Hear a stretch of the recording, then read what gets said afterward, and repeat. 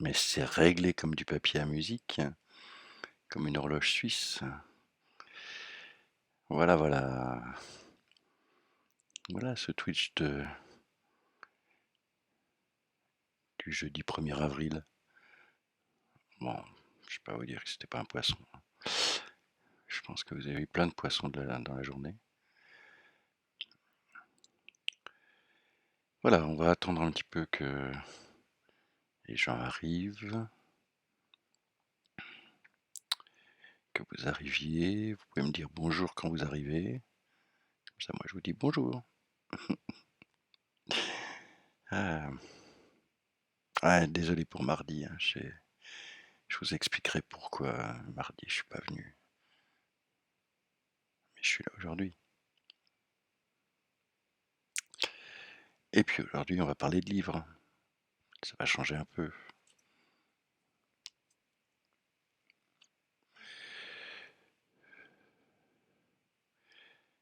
J'ai vu un truc intéressant sur Twitch. J'ai vu qu'il y avait les, les, les personnes qui avaient fait l'Assemblée citoyenne en France sur le climat. En fait, comme ils n'ont pas réussi, enfin comme Macron n'a pas retenu la moitié des revendications qui avaient été dites, ben, ils ont décidé de faire des assemblées sur Twitch. Donc c'est peut-être le futur, hein. Assemblée citoyenne sur Twitch. C'est assez incroyable en fait, en disant bah il n'y a pas de temps limité, tout le monde peut parler, tout le monde peut chatter. Et ouais, pourquoi pas quoi. C'est peut-être la nouvelle assemblée internationale. Appelons ça comme ça. Voilà. Allez, quelle heure il est? 20h02. 20h02. Chip, Chipewins. Chipeyuns. Chipeyans, bonjour. Je sais, j'arrive pas à prononcer ton pseudo. Je sais pas, ça veut dire quelque chose? Chipeyans, ça veut dire certainement quelque chose. Mais je suis pas très bon en pseudo en fait. Je découvre ça là, ici. Je trouve ça assez génial. J'aime bien toutes ces manières de s'appeler, puis de changer nos noms de naissance. Voilà. Bon, moi j'ai gardé le mien.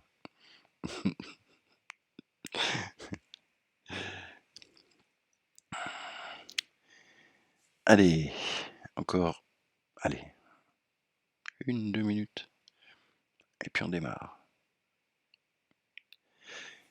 Et on va démarrer évidemment sur une petite citation déprimante pour bien commencer le week-end de Pâques.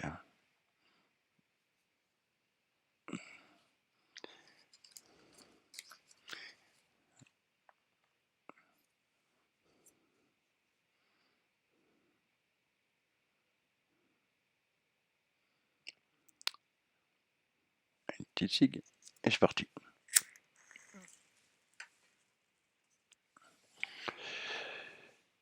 Allez, 20h04, je pars.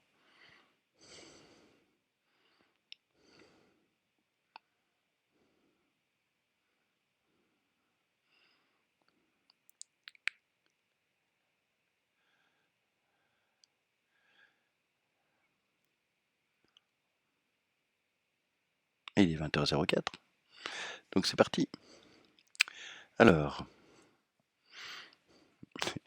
j'ai trouvé une citation déprimante assez marrante. Je me suis dit, en fait, il y a plein de gens qui vont sortir ce week-end, qui vont profiter de leur loisir. Et Voltaire disait, dans Discours en vers sur l'homme, je plains l'homme accablé du poids de ses loisirs. Je plains l'homme accablé du poids de ses loisirs, de son loisir, pardon.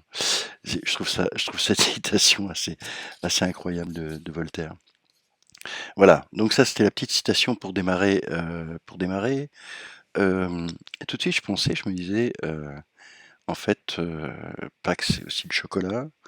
Et nous on a fait un bouquin sur le chocolat chez En Bas, et On a cherché un chocolatier qui puisse être éthique, qui puisse faire des trucs, vraiment bien, hem et on a trouvé des chocolatières à Lausanne, 3 chocolatières extraordinaires, qui sont groupées sous le nom de Cadesio, Cadesio et leur chocolat, il a tombé par terre. Elles, en plus, elles font des partenariats avec des associations, différentes associations, aussi bien des associations par rapport à Alzheimer, associations sur l'écriture, enfin voilà. Et l'idée, et leurs boîtes sont magnifiques en plus. Il y a un design, enfin franchement, allez voir sur le site de Cadesio, Cadesio. Voilà, super. Euh, Bonsoir Laura. Bonsoir Maxime, l'heureux gagnant de Piquelu.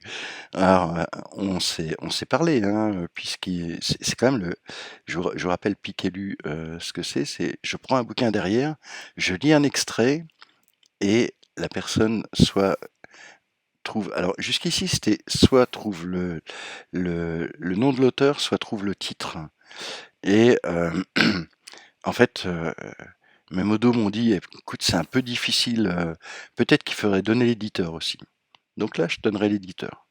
Ah, ça vous donnera, mais Maxime a quand même trouvé, Paradis 2 de Philippe Solers en folio, hem, alors que, c'est de l'écriture automatique. Enfin, je sais pas comment il a réussi à trouver ça, mais bravo. Et donc on a discuté ensemble et puis, j'ai une petite idée du livre, que je vais lui envoyer. Puisque l'idée, c'est ça, c'est, vous gagnez, je vous envoie un livre, mais pas obligatoirement celui que j'ai pris. On discute ensemble et puis après on voit quel livre j'envoie. Donc voilà, chocolat de Lausanne, ouais, mais chocolat magnifique, enfin, à tomber par terre. Ouais. Bon, et on n'est pas payé pour la pub, hein, du tout, hein. Ils savent même pas que je sais pas s'ils savent que je fais un Twitch, mais c'est des filles super sympas et puis, franchement bien.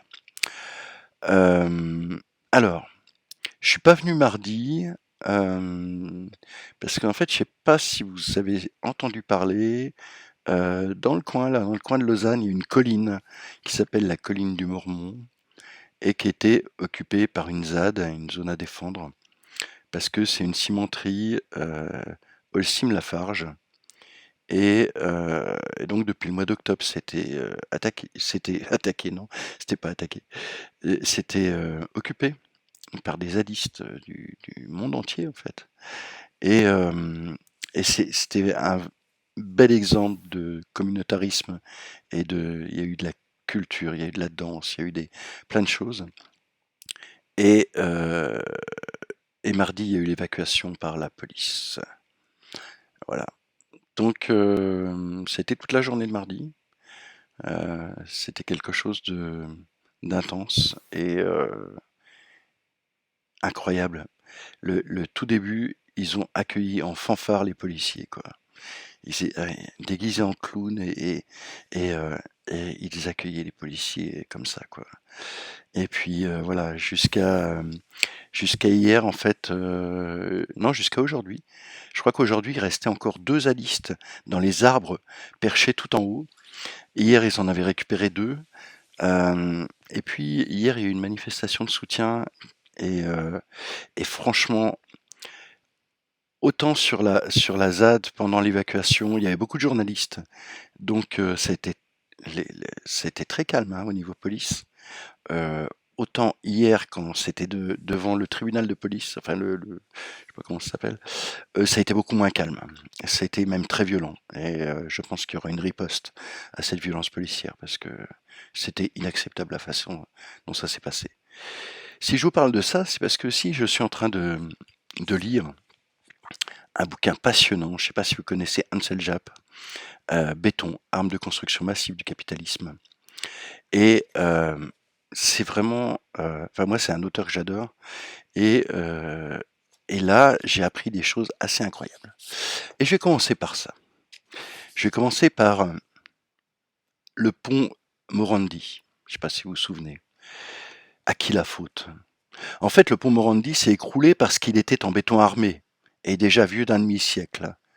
À moins de multiplier les efforts anti-économiques pour assurer sa maintenance, une telle construction achève sa période de bonne tenue dans le temps au bout de 30 ans, puis entame la phase de son dépérissement, a fortiori quand elle atteint l'âge de 60 ou 70 ans. Elle n'est pas faite pour durer davantage, quoi qu'en pensent ses constructeurs. Et il y a une confusion courante entre ciment, béton et béton armé. Et là, vous allez voir un truc incroyable. Au 1er siècle avant Jésus-Christ, voire peut-être avant, le béton fit son apparition chez les Romains.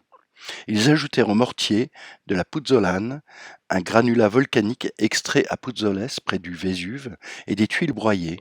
Ils l'appelaient caementum, moellon, pierre brute, qui donnera plus tard le mot ciment. Vitruve en parle longuement dans son célèbre traité De Architectura, écrit vers l'an 15 avant Jésus-Christ. L'Empire romain l'utilisa abondamment dans la construction des bâtiments publics, le plus célèbre étant le Panthéon à Rome. Construite au début du IIe siècle après Jésus-Christ, sa coupole n'est pas seulement la plus grande de l'Antiquité, elle est aussi la plus grande réalisée à ce jour en béton, non armé. Après presque 2000 ans, et malgré des tremblements de terre à répétition, elle tient toujours en place, témoignant de sa solidité dans la durée. C'est pas le pont Morandini, hein. Et le béton pris dans son sens général, on peut relever 4 problèmes majeurs. La nocivité pour la santé humaine, les conséquences de l'extraction massive de sable et gravier sur les milieux naturels et leurs habitants, la consommation d'énergie et les émissions de CO2 lors de la cuisson du béton, et enfin la stérilisation des sols. Voilà, je pense que c'est pas un hasard non plus si les zadistes ont occupé cet espace, qui est en plus un lieu archéologique assez incroyable. J'ai regardé une vidéo sur les... Ils ont fait des découvertes archéologiques de celtiques, et c'est vraiment passionnant. Je suis en train de regarder cette vidéo. Et c'est affolant quoi, de voir. En plus, ils demandent une extension de ce lieu, de biosphère, etc. Ben voilà, ça c'était peut-être un peu mon coup de gueule de la semaine, mais c'était aussi pour vous dire pourquoi j'avais pas été là en fait mardi. Alors, regardez ça. Je sais pas si vous connaissez Friedrich Glauser. Chacun cherche son paradis, correspondant choisi. Donc ça, c'est un bouquin qui vient de paraître aux éditions d'en bas où je travaille. Et tiens, il n'y a plus de lumière, qu'est-ce qui se passe? Aïe, je me brûle. Voilà. Et c'est vraiment un bouquin remarquable avec des illustrations de cartes à gratter de Hannes Binder. Je vais vous en montrer. Hop là. Voilà. C'est vraiment... voilà. Et il est à paraître en France le 22 avril. Et il paraît en Suisse mardi. Voilà. Donc vous avez vraiment l'exclusivité de le voir en chair et en os. Voilà. Et je vais vous lire le 4e de couve qui donne une bonne indication en fait sur ce livre. Friedrich Glauser, 1896-1938, est l'un des auteurs suisses les plus importants de la première moitié du XXe siècle, surtout devenu célèbre pour ses romans policiers et son inspecteur Studer. Son travail, qui à ce jour n'a rien perdu de son actualité et de sa puissance littéraire, est né de ses conditions de vie difficiles. Ses séjours en institution psychiatrique, ses arrestations par la police, sa fuite dans la Légion étrangère et sa dépendance à la morphine en témoignent. Le présent volume offre une expérience entière, celle de plonger dans le monde d'un grand écrivain et d'en saisir sa géographie intime. Car Glauser était aussi un épistolier hors pair. Grâce à ses lettres et à de nombreux nouveaux documents, il est autant possible de deviner l'épaisseur de ses relations humaines que de découvrir les moments charnières qui ont influencé son parcours et nourri son œuvre. Le volume déplie un éventail de voix différentes, parfois contradictoires, qui montrent aussi Glauser dans toute la complexité des circonstances d'une époque cruciale de la Suisse sur les plans historiques, politiques et culturels. Ces documents sont inédits, à l'instar des transcriptions des entretiens avec le tuteur. Ici, Vous pouvez entendre Glauser parler pour la première fois, sans déguisement et simplement au rythme des aventures qui ont jalonné son existence. Alors, c'est un travail totalement fou, ce livre, donc qui a le travail a été fait en collaboration avec, Barbara Fontaine, Jean Richard des éditions d'en bas et puis Arthur Billeret pour la mise en page et c'est vraiment un travail incroyable et un grand, grand coup de chapeau aux traducteurs. Souvent on cite pas les traducteurs, hein, moi je suis vraiment, hem, assez impressionné par des grandes maisons d'édition qui ont des bouquins incroyables et le livre, s'il est incroyable aussi, c'est grâce au traducteur. Et là, le traducteur, c'est Lionel Felchlin et c'est vraiment une traduction totalement incroyable. Il avait fait paraître, enfin, on avait fait paraître aux éditions d'en bas déjà un bouquin qui s'appelait Glauser, donc illustré par, Hannes Binder et cette correspondance, en fait, on découvre un gars totalement surprenant qui, ouais, il a toujours des problèmes de fric, hein. Son père lui en donne, sa belle-mère aussi. Ça suffit jamais, il va piquer des bouquins dans les librairies, il se retrouve au poste de police, il va, Heu, il va chez des amis écrivains, puis il repart avec la machine à écrire. Enfin bref, hem, c'est c'est totalement fou et puis bon, il va tomber malade et là, il va se retrouver dans les hôpitaux psychiatriques. Il va s'évader régulièrement, on peut dire s'évader, s'enfuir, je sais pas comment on peut dire. Et puis, il y a une correspondance avec tous ces psychiatres et on découvre aussi, à travers cette correspondance qui est incroyable, toute l'histoire de la psychiatrie en Suisse. Enfin moi j'ai lu ça comme un roman et je trouve ça totalement incroyable et puis, des révélations aussi. Enfin, à un certain moment, je sais plus exactement comment il dit, mais il dit, «Ah ouais, mais» on lui dit: «Ah, vous êtes, vraiment vos romans policiers, puis il dit, «Ouais, mais c'est alimentaire le policier, c'est pas ça qui m'intéresse». Enfin voilà, c'est Glauser, c'est vraiment, voilà, un livre totalement phénoménal, voilà et donc qui sera bientôt disponible, voilà. Est-ce que Jacqueline est arrivée? Pas encore. Bon, Jacqueline, je lui réserve un truc là quand même, parce qu'elle m'a fait un coup pendable et voilà. Hem, on va Je vais vous lire un petit extrait de, hem, assez marrant. Heu, je sais pas s'il y en a qui ont fait qui étaient là la nuit sensuelle, la lecture sensuelle que j'avais fait et celui-ci, je vais vous le faire comme ça. Je vais vous le faire à voix basse comme ça. Vous m'entendez? Est-ce que vous entendez bien? Beau visage de femme, corps entouré d'espace. Comment avez-vous fait, allant de place en place, pour entrer dans cette île où je n'ai pas d'accès et qui m'est chaque jour plus sourde et insolite, pour y poser le pied comme en votre demeure, pour avancer la main, comprenant que c'est l'heure de prendre un livre ou bien de fermer la croisée. Vous allez, vous venez, vous prenez votre temps comme si vous suivez seuls les yeux d'un enfant. Sous la voûte charnelle, mon cœur qui se croit seul s'agite prisonnier pour sortir de sa cage. Si je pouvais un jour lui dire sans langage que je forme le cercle tout autour de sa vie, par mes yeux bien ouverts, faire descendre en lui la surface du monde et tout ce qui dépasse, les vagues et les cieux, et les têtes et les yeux, ne saurais-je du moins l'éclairer à demi d'une mince bougie et lui montrer dans l'ombre celle qui vit en lui, sans s'étonner jamais.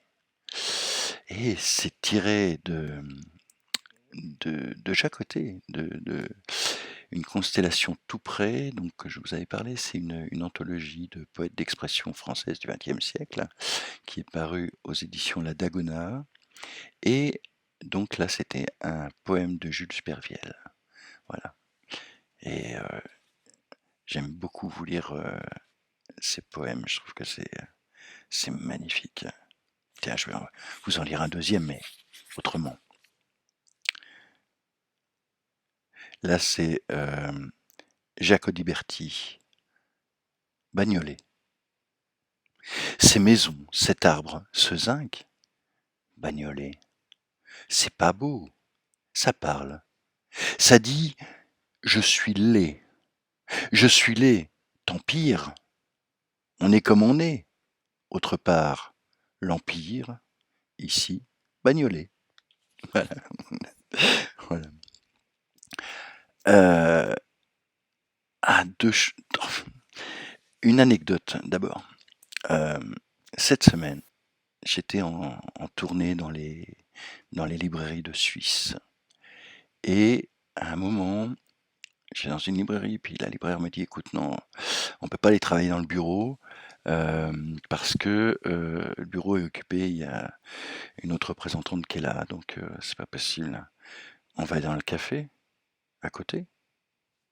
Je dis, mais c'est fermé les cafés. Elle me dit, j'ai la clé. On est rentré dans le café, et on a bu un café. Si vous saviez l'effet que ça m'a fait, c'était totalement incroyable de se dire, mais waouh, qu'est-ce que c'est que ça? C'est une époque, une ancienne époque.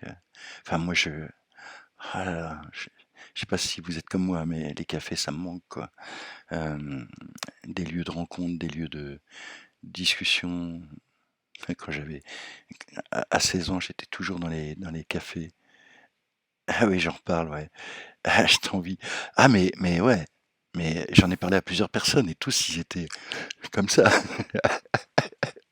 Ah oui, mais et à 16 ans, j'étais dans les cafés et j'étais euh, voilà, je commençais ma journée à lire les journaux.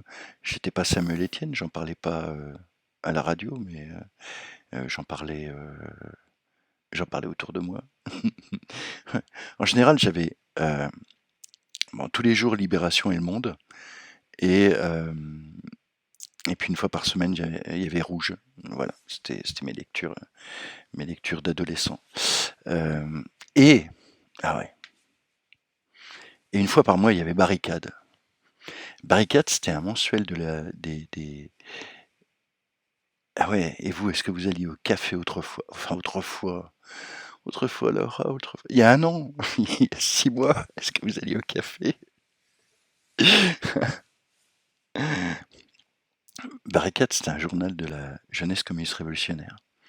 Et il y avait comme citation: la jeunesse est la flamme de la révolution. Est-ce que quelqu'un peut savoir c'est de qui est cette citation? Et pour y faire quoi? Ouais. Allez.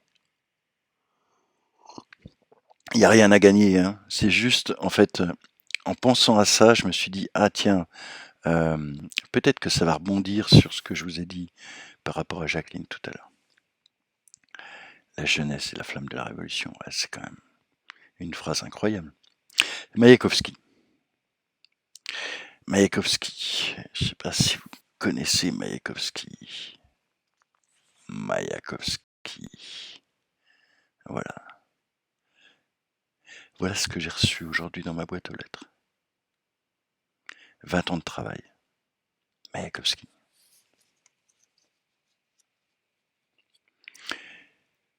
Je sais la force des mots toxins.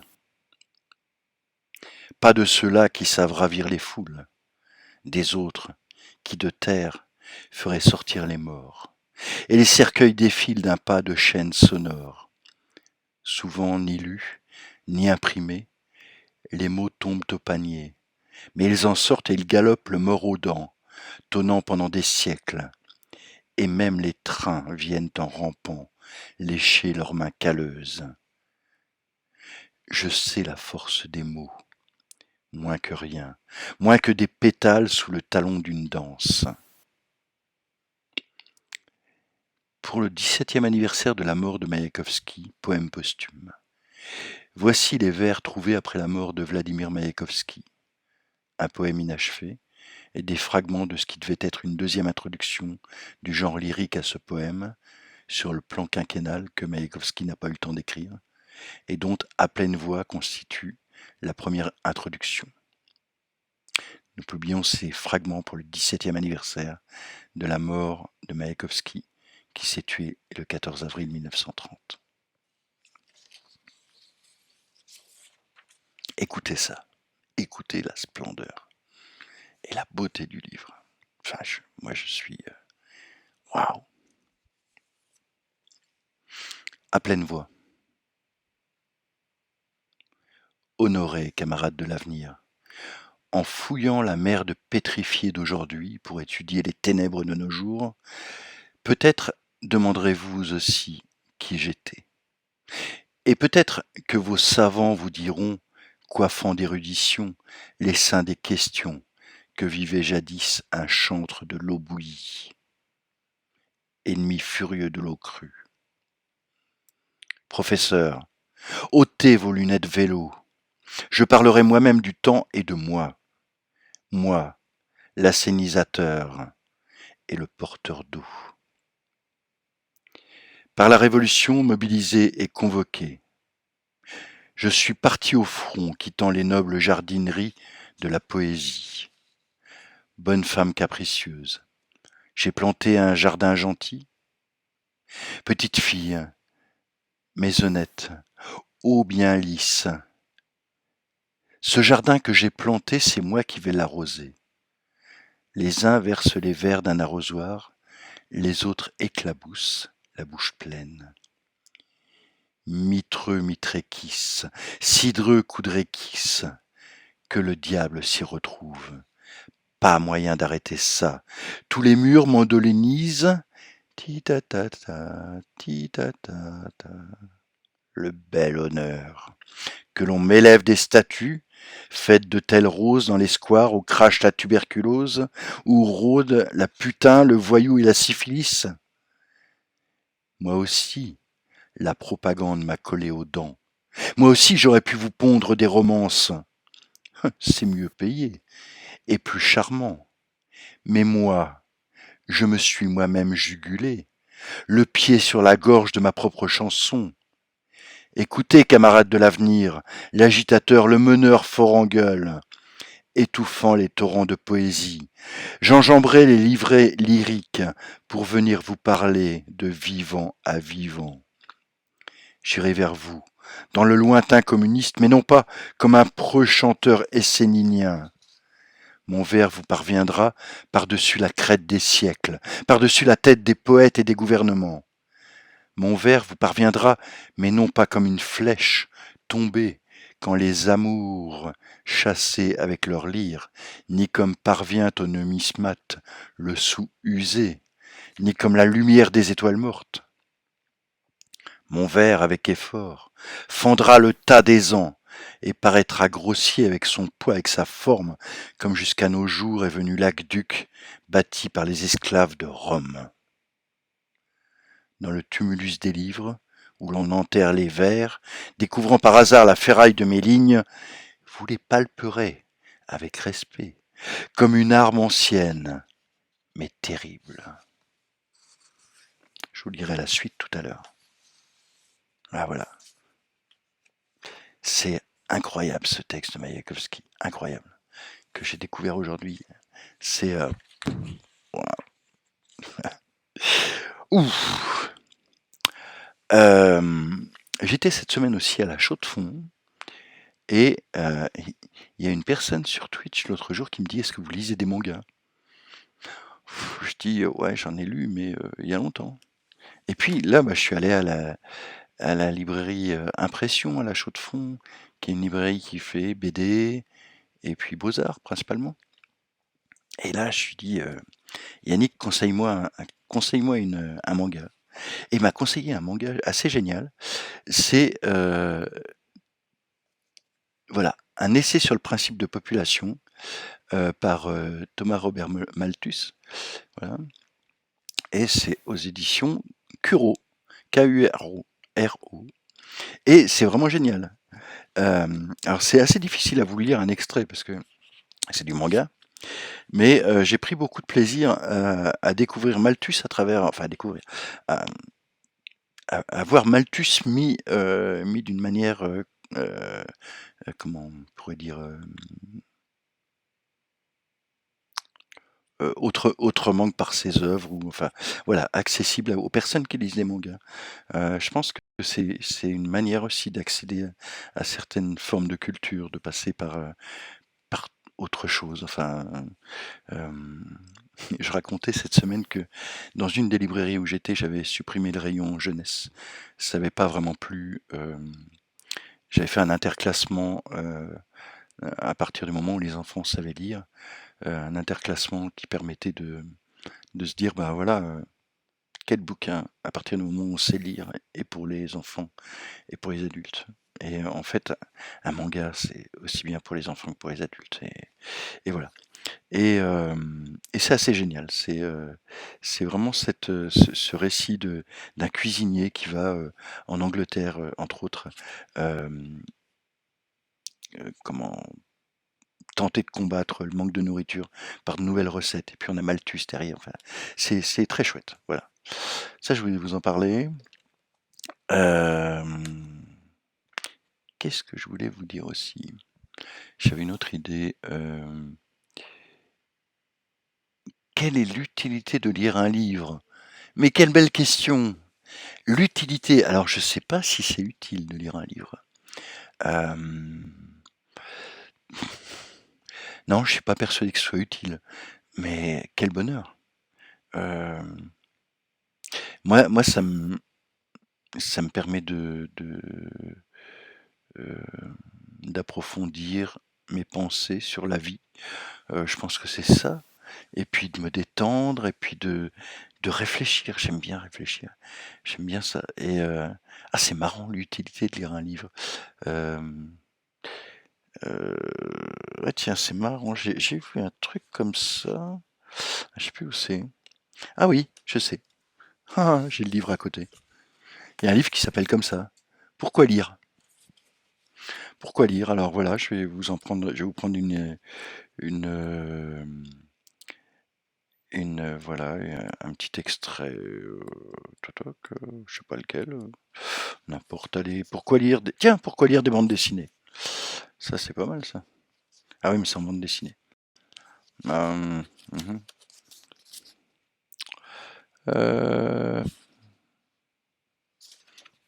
Allez, on prend comme ça au hasard. J'ai appris depuis, qui est-ce qui a écrit ça? Parce qu'en fait, c'est différents auteurs. Et là, c'est Hartmut Rosa, et c'est traduit de l'allemand par Frédéric Joly, du miracle de résonance narrative. Ah, mais c'est celui que je vous avais lu, j'en ai déjà lu un extrait. Non, alors on va prendre un autre. Mille et un livres. Et là, c'est Katia Petrovskaya, et c'est traduit de l'allemand par Barbara Fontaine. Le livre dégageait une odeur d'encre fraîche. Bon, Maxime, c'est pas la peine de dire que quand tu reçois des livres de moi, d'abord tu les sens parce que tu les reconnais parce qu'ils sentent le tabac. Je dis avant que tu le dises. Dans le sens qu'il y a une infinité de livres sur Terre, de façons de voir les gens et y penser, on ne pourra jamais tout découvrir. Non, non, non.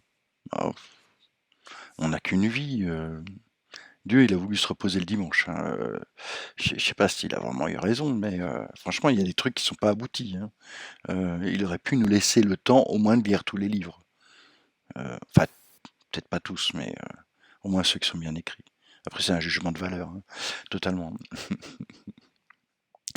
Le livre dégageait une odeur d'encre fraîche, était agréable à manipuler, et avait quelque chose d'intrinsèquement domestiqué. L'oiseau bleu de Maurice Maeterlinck, illustré par les délicates aquarelles de Valérie Trogout. Elles étaient si légères. Quand j'ouvrais le livre, je m'étonnais chaque fois qu'elles soient encore là, et ne se soient pas évaporées dans un souffle. C'était un de mes livres préférés lorsque j'avais 7 ou 8 ans, sans soupçonner encore que je lisais un drame symboliste. Le livre confirmait ce que je savais depuis longtemps et que tout enfant sait, à savoir que les objets ont une âme, mais seulement la nuit. Le pain et l'eau, le lait et le feu, même les monstres ont une âme et savent parler. Depuis que j'avais lu ce livre, je croyais que tout ce qui était dans les livres existait réellement. une déduction paradoxale de cet héritage symboliste. Deux enfants, Mytil et Tiltil, cherchent un oiseau bleu qui doit porter bonheur à leur voisine malade et la guérir. Ils arrivent dans le palais du futur et y voient des enfants non nés qui attendent leur naissance. Deux d'entre eux sont tombés amoureux mais doivent bientôt se séparer, puisque l'un ne naîtra que plusieurs dizaines d'années après l'autre. Cette non-rencontre, ces non-retrouvailles m'avaient alors ébranlé. Peut-être était-ce un pressentiment de ce qui s'avérerait un jour être l'incompatibilité de l'amour avec l'espace et le temps. Je comprenais aussi pour la première fois que c'était un miracle d'être arrivé chez ses propres parents et d'être né dans sa propre famille. À la fin de la pièce, Mytil et Tiltil trouvent chez eux un oisillon qui est assez bleu pour guérir la voisine. Mais il s'envole, et les enfants s'adressent au public pour lui demander de les aider à l'attraper, puisque cet oiseau est censé apporter bonheur. Je suis resté longtemps persuadé que j'étais obligé de chercher les oiseaux porte-bonheur qui vivent dans les autres livres. Ils volaient d'un livre à l'autre, de Jacques Prévert à Alexandre Pouchkine qui rend la liberté à un petit oiseau, et jusqu'à l'oiseleur d'Édouard, alors je connais pas, Bagritsky. J'étais obsédé par les oiseaux. À la fin de mon enfance, je l'ai trouvé. Un oiseau bleu-noir dans notre cour sur le toit d'une cabane d'un transformateur. Il était gravement malade. Mes deux amis et moi l'avons soigné par pure compassion. Et j'ai eu, moi aussi, une mystérieuse maladie. Voilà. Alors, oui, oui, on pourra pas tout lire. Comment savoir si une vie est plus importante qu'une autre sans avoir lu? C'est terrible. Ouais, je sais pas s'il y a un livre plus important qu'un autre. Je pense on a chacun, oui, on a chacun nos livres. C'est des passages. Pour moi, c'est des passages. C'est des passages vers plein de choses. Voilà. A retenu un message pour la raison suivante. Vulgarité. Cliquez sur autoriser pour l'envoyer sur le chat. Ça, je sais pas.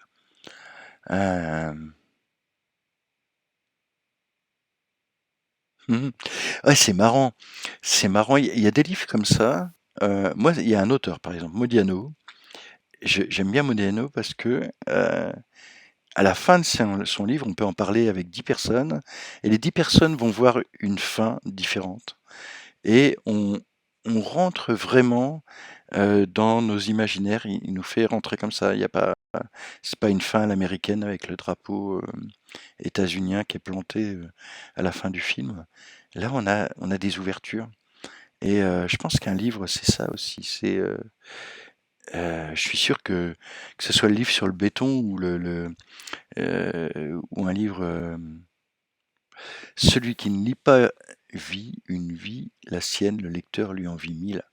Umberto Eco, merci Maxime. Umberto Eco, c'est formidable. Ouais, je pourrais aller vous chercher un bouquin d'Umberto Eco tout à l'heure.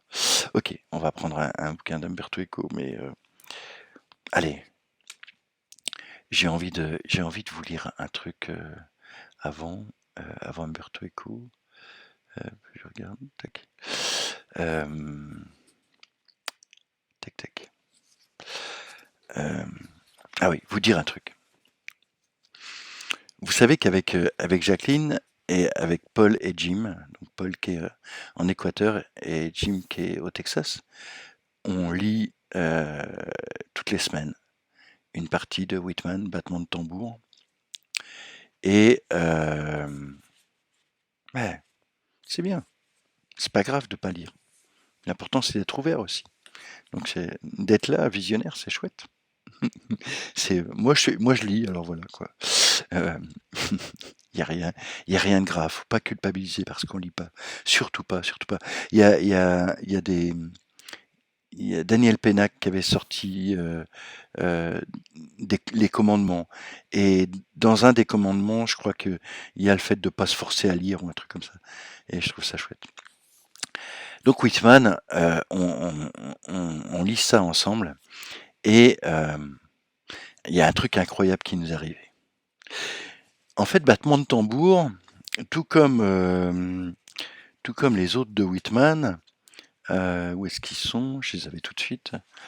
Ils sont traduits par Eric Attenot. Et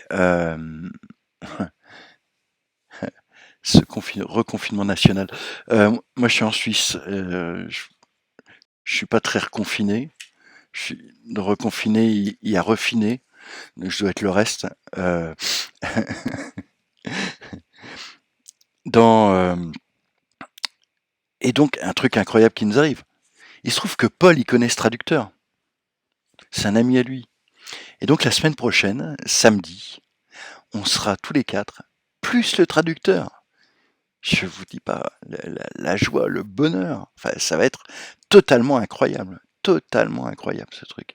C'est quand on a commencé à lire Whitman, je pouvais pas imaginer déjà ce que ça allait nous apporter, toutes ces discussions qu'on allait avoir autour, euh, et puis euh, et puis voilà. Et waouh. Et là d'avoir le traducteur qui vient, c'est vraiment un cadeau incroyable. Et alors attendez que je trouve. Où est-ce que j'ai mis? Voilà, j'ai mis là. Parce qu'en fait, on avait commencé, en fait, avec Jim. Jim un jour m'a invité à participer à un groupe sur Zoom qui parlait de Whitman. Sauf que c'était tout en anglais. Puis moi, mon anglais, c'est quand même pas terrible. Donc je pataugeais quand même pas mal. Heureusement qu'il m'envoyait des comptes rendus et tout. Et puis, à un certain moment, avec Jim et Paul et Jacqueline, on lisait de la poésie d'auteurs francophones.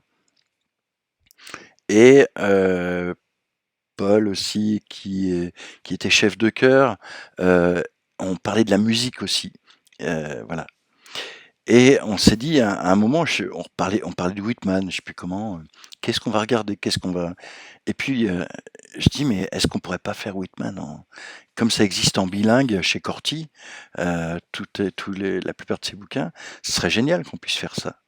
Donc on avait Laura s'est arrangée avec les librairies aux États-Unis pour que Paul et Jim puissent avoir le bouquin. Jacqueline, elle l'a eu, et puis voilà, puis on est parti là-dessus. Et je vais vous lire un extrait de Feuilles d'herbe. Quand on pense au temps, quand on pense par le souvenir, quand on pense à l'aujourd'hui et à la succession ininterrompue d'époques après nous, t'arrive-t-il de croire que ta vie à toi un jour va s'interrompre? T'arrive-t-il de trembler à l'idée de tous ces insectes sous terre? T'arrive-t-il de craindre que l'avenir soit dans ton cas dérisoire? Là, je demanderais bien à ma modératrice de prendre le casque tout à l'heure pour le lire en anglais. Je n'ai pas demandé avant. Hein. L'aujourd'hui est-il dérisoire? Dérisoire, le passé sans prémisse? Si l'avenir est dérisoire, tout aussi dérisoires sont-ils eux aussi? Et dire que le soleil se levait à l'est avant nous, comme ces femmes étaient malléables, réels et vivants de toutes choses, et dire que ni toi ni moi ne voyions, ne sentions, ne pensions, ne jouions notre rôle, et dire que nous sommes ici à présent à jouer notre rôle. Ouais, lisons à voix haute. Pas un jour, pas une minute ni seconde sans accouchement, pas un jour, pas une minute ni seconde sans cadavre. Quand s'achève la ronde des nuits et des jours mornes, quand disparaît la douleur due à un alitement prolongé, quand après une longue hésitation, le médecin lance son regard muet et terrible en guise de réponse, quand accourent les enfants en pleurs et qu'on envoie chercher frères et sœurs, quand les remèdes restent inutilisés dans la pharmacie et que l'odeur du camphre envahit toutes les pièces, quand la main fidèle des vivants n'abandonne pas la main du mourant, quand les lèvres crispées se posent doucement sur le front du mourant, quand s'interrompt la respiration et que s'interrompent les battements du cœur, alors les membres du cadavre gisent sur le lit sous le regard des vivants. Ils sont aussi palpables que sont palpables les vivants. C'est pas beau quand même. Ouais, alors, en parlant de lecture à voix haute, C'était Kate qui m'avait parlé, avec qui on avait parlé de lecture, ouais, au coin du feu. Ah ouais, c'est génial ça. Nous, on lit beaucoup à voix haute. Enfin, moi, j'adore lire à voix haute. Et on avait parlé de ces lectures. Euh, et j'avais dit, mais je prends un bouquin puis je lis dans la rue. Puis en fait, ça a fait son chemin. Et donc, je vais. Ah, faut que je retrouve la définition. J'ai trouvé. Alors, deux choses. Je suis allé dans une librairie cette semaine, donc à la Chaux-de-Fonds, dans l'autre librairie, enfin dans une des autres librairies, qui s'appelle La Méridienne. Et je dis à la libraire, à Chantal, je dis, écoute, j'aimerais bien. J'avais fait des lectures avec, enfin, devant la librairie, de Asli Erdogan, de ses livres qui étaient publiés chez Actes Sud au moment où elle était emprisonnée en Turquie. Et donc il y avait toute une chaîne de solidarité à travers les librairies de Suisse où on faisait des lectures comme ça dans les librairies. Et je lui ai dit, écoute, j'aimerais lire. Je viens dans la librairie, je prends un bouquin et je lis dehors. Elle me dit, ok. Donc au mois de mai, je vais faire un truc comme ça. Et puis je vais faire des ateliers dans une bibliothèque à Lausanne. Puis je dis au bibliothécaire, je pourrais m'installer devant la bibliothèque avec un tabouret et puis faire lire comme ça, 1 heure comme ça le mercredi. À quel moment? Il me dit, bah, le mercredi après-midi, ça peut être sympa. Et je dis, ok. Et donc, il me dit, ah, on pourrait appeler ça lecture en terrasse. Moi, je dis très bien. Donc, je fais ça, mais c'est gratuit, hein. Je veux pas me faire payer. C'est juste pour le plaisir de lire et de faire entendre des textes dehors et de se dire, mais voilà, la lecture, il faut qu'elle descende dans la rue. Donc, si vous faites des lectures en terrasse, dites-le moi. Dites-le moi.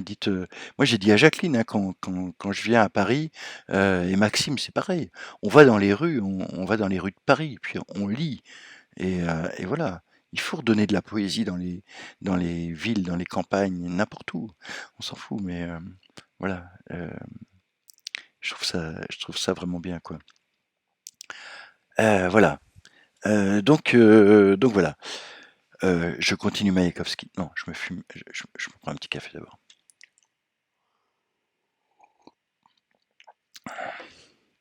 Les histoires au coin du feu. Ouais, moi chez ma grand-mère, il y avait ça. Chez ma grand-mère maternelle, il y avait une grande cheminée. Je sais pas, on se racontait pas vraiment des histoires. Euh, on parlait, on parlait. Mais c'était vraiment des histoires. C'était sa vie, c'était ma vie, on se racontait des histoires. Mais avant, je pense que oui, il y avait, moi, le souvenir que j'ai, c'est de lire des histoires à mes enfants quand ils étaient dans le lit. Mais on se mettait pas au bord de la cheminée. Donc voilà. Ah oui, et Jean-Jacques Reboux. On avait fait un truc totalement fou. Je me rappelle plus à quelle occasion c'était, mais euh, euh, on avait, c'est dans le cadre des cafés littéraires itinérants, La Maison. Ah oui, c'était un bouquin de Nicolas Jaillet qui était vraiment chouette. La Maison, qui était édité par un éditeur cherbourgeois, je sais plus comment il s'appelait. Et ce texte est magnifique. Et Nicolas, c'est vraiment quelqu'un que j'aime beaucoup, que je vais inviter à un salon du livre. Et ouais, rue du départ, voilà. Et on avait fait un truc. C'était où? Il y avait un tipi, il y avait une roulotte et il y avait effectivement un immense feu. Il y avait des poules, je me souviens, parce que Jean-Jacques Reboux est un fanat des poules et on était vraiment content de voir des poules. Et Nicolas nous a lu des extraits, a discuté sur la littérature. C'est vraiment quelqu'un hyper intéressant au niveau de la littérature. Euh, ouais, de la littérature, des littératures de l'imaginaire aussi. Enfin, c'est vraiment. Salut Mickey. Mikik, 57. Et donc oui, c'était autour d'un feu. Ah, c'était fabuleux. On avait passé. J'ai encore des photos de cette, de cette soirée. Je sais pas s'il y a encore un site. Peut-être le site Caractère d'expression. Peut-être que sur le site Caractère d'expression, il y a encore Nicolas Jaillet, on peut le trouver encore. Enfin, on peut retrouver cette soirée, je sais pas. Il y a longtemps que je suis pas allé dessus. Mais voilà, ouais, c'était génial. Et effectivement, c'était les histoires au coin du feu. Ouais, t'as raison, Maxime. Je repensais pas du tout à ça, mais ouais, c'est. Mais moi, j'adore les cheminées. Mon rêve, c'est une maison avec une grande cheminée et des grandes bibliothèques partout, des livres partout. Ça, j'adore. Alors, je vous disais, je reprends Maïkovski. Ah non, tiens, allez, on va faire le piqué nu. Euh, donc, je rappelle le principe de piqué nu. Je prends un livre derrière, je regarde pas ce que c'est, je vous en lis un extrait. Là, vous avez un petit peu plus de chance que Maxime qui a trouvé quand même la dernière fois. C'est que je vous donnerai le nom de l'éditeur. Donc ça peut vraiment vous donner une piste. Si vous trouvez soit le nom de l'auteur, soit le titre, le premier ou la première qui trouve, je lui envoie un livre, on en discute ensemble. Ce que je fais sur Twitch, en fait, je parle autour du livre, de lecture, de choses qui se font autour du livre, tout ce qui peut, tout ce pour moi, le livre, je dis toujours que c'est un vecteur, c'est quelque chose qui amène à autre chose. J'ai fait les salons du livre, j'ai organisé les salons du livre, et ça amenait vers la musique, vers le cinéma, vers tout ça, quoi. Ah voilà, café littéraire itinérant. Voilà, le pique-nique avec Nicolas Jaillet. Ah ouais, c'était chouette. Mm. Voilà, donc c'est vraiment des choses comme ça. Et donc je fais un pique élu. Donc je prends un livre. Ouh, mmh. Et un 2 qui tombe. Attention. Oh, c'est joli. C'est sous forme de poésie. En cherchant de l'argent au fond de la poche de ma veste, je trouve la carte de Muck. Elle est usée et déchirée à force d'avoir été pliée et dépliée. Je la retourne et je lis ces vers énigmatiques. À part l'adresse, il n'y a rien d'autre. Le doigt continue d'écrire. Après avoir écrit, il s'en va. Ni ta piété ni ton esprit ne sauront le convaincre d'effacer le moindre vers, et toutes tes larmes ne pourront laver un seul de ces mots. De la poésie. Je me retourne et m'aperçois que la fille à la veste de cuir a quitté l'autre bout du bar pour me rejoindre. Elle montre du doigt la carte que j'ai dans la main. C'est de la poésie, hein? Oui, Omar Khayyam. Elle se frappe énergiquement la poitrine et dit Walada. Walada? Je le regarde perplexe. Vous avez lu Walada? D'un geste des épaules, je lui fais comprendre que non. Walada, Walada, répète-t-elle avec impatience. Elle se tourne vers le groupe d'hommes à l'autre bout de la pièce et crie Djemel, tu connais Walada? Si vous trouvez le nom de l'auteur, le titre du livre, vous avez gagné un livre. Et l'éditeur, c'est Actes Sud.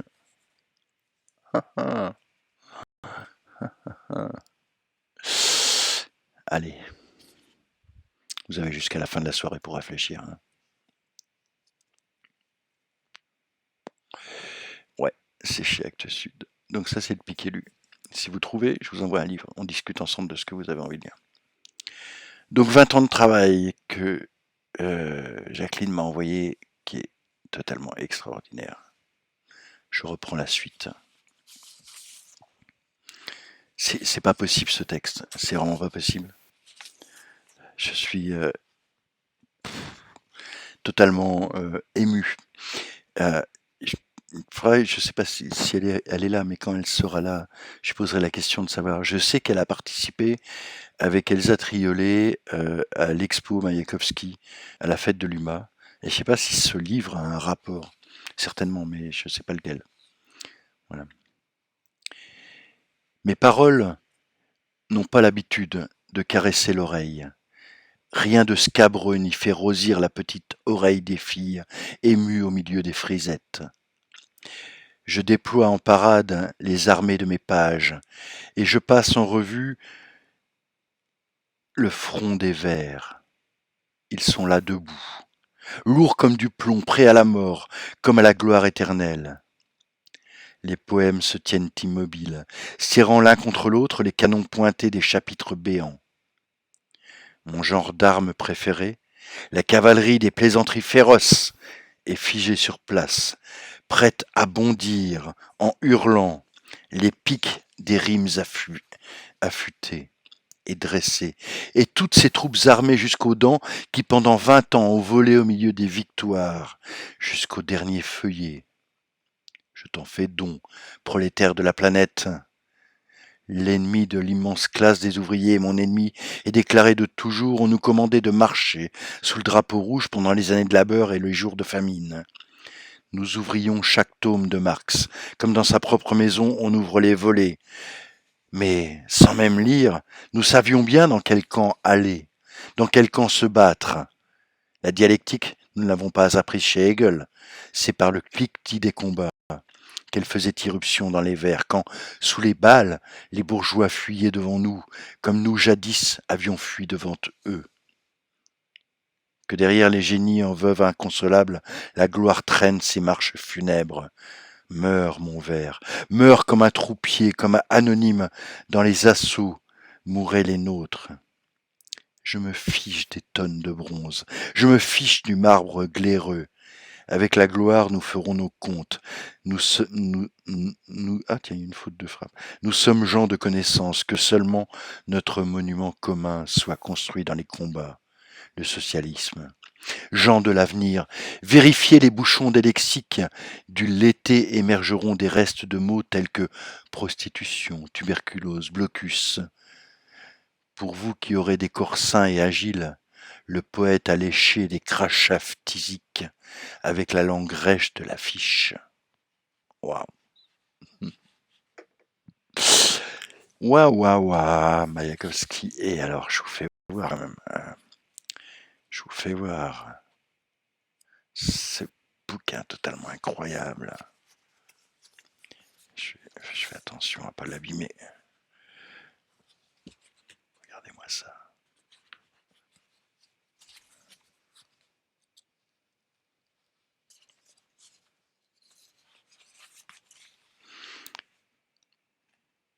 C'est incroyable ce livre. Vraiment, toute beauté.